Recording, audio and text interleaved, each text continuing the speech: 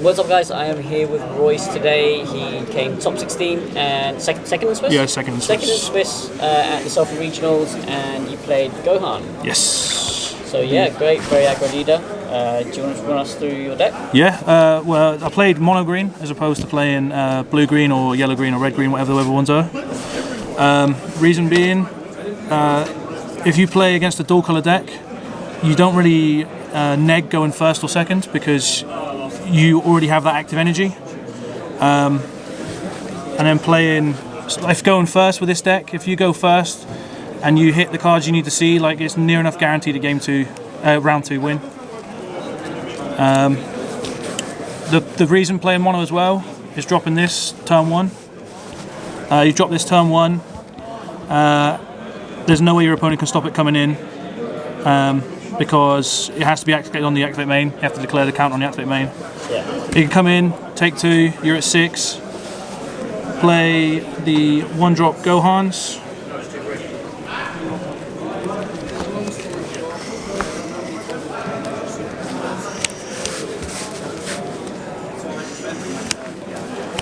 Four 1-drop Gohans.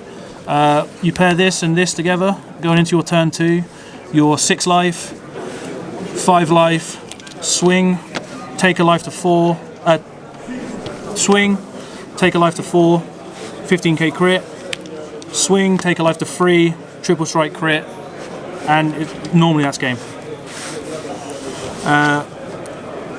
This as well, just to self-awaken.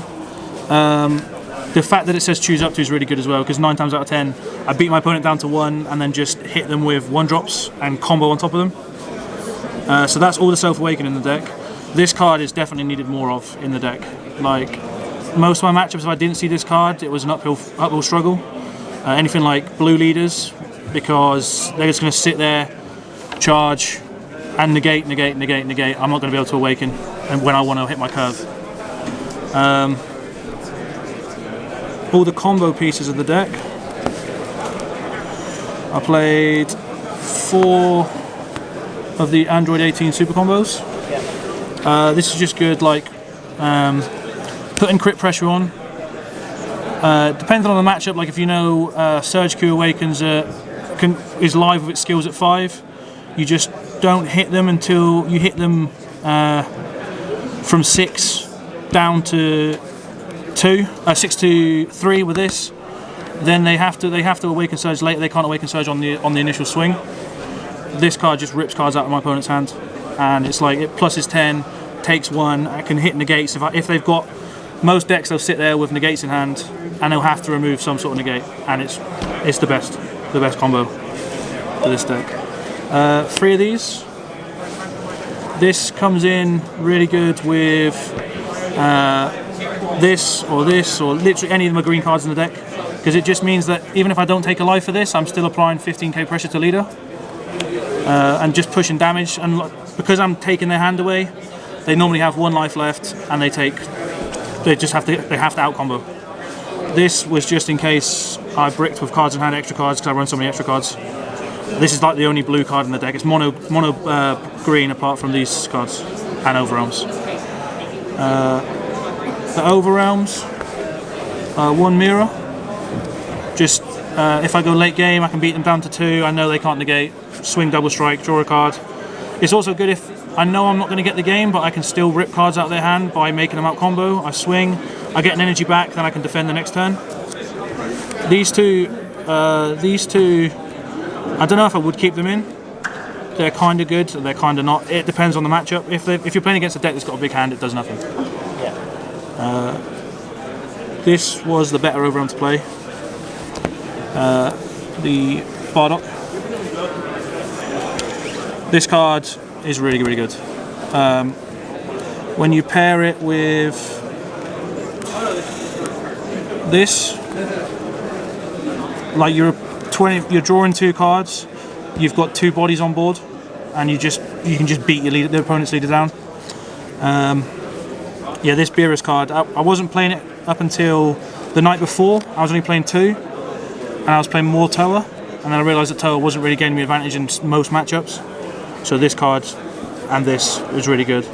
And playing people that play Toa, you just pitch it and you've still got 5k combo power. Belmod, again, the clutch card. Most people think once I've activated the leader skill and I swing and all my battle cards are tapped out and they're on 1 life, they can't. They can just out combo. You drop this, you kill a battle card, you bring this out. You've then got 2 more bodies just to swing for game. Swing with this, crit, put pressure on with this. Probably the best card in the deck. The Cell. I only put 3 in because 10k's in this deck, clunk. Like that's what happened top 16. I was just drawing into all my clunky cards and couldn't put the pressure on. Just the blind shot to try and take the card out of the hand. I should have put. I only ran 3 of them, and I was going to put a 4th in the side, but I didn't bring any cards to put in the side. 2 focus breakthrough, Topo. Put the shiny one at the front. 4 feet. Because you need to see it, and it's a defensive card as well as an aggressive card because you gain the 15. The only negates, Android 17, just because it's a 5k combo, 1-drop negate. And it's a body on board to play Belmod, or to, you can even put pressure on. 1 game I managed to put pressure on the leader to force him, it wasn't the kill turn, but it done a damage which was enough. This plus this, pitching off one of these which made it 15k. So he could do damage. This card, again with Beerus, you're drawing a card for free and putting 15k pressure on board, and it's once per turn, so it's not like on play you take it. It's one and done, and it's a 5k body as well. So 5k plus this is pressure. Yamcha the Cunning, 1-drop draw a card. Most people play this deck as blue-green, so that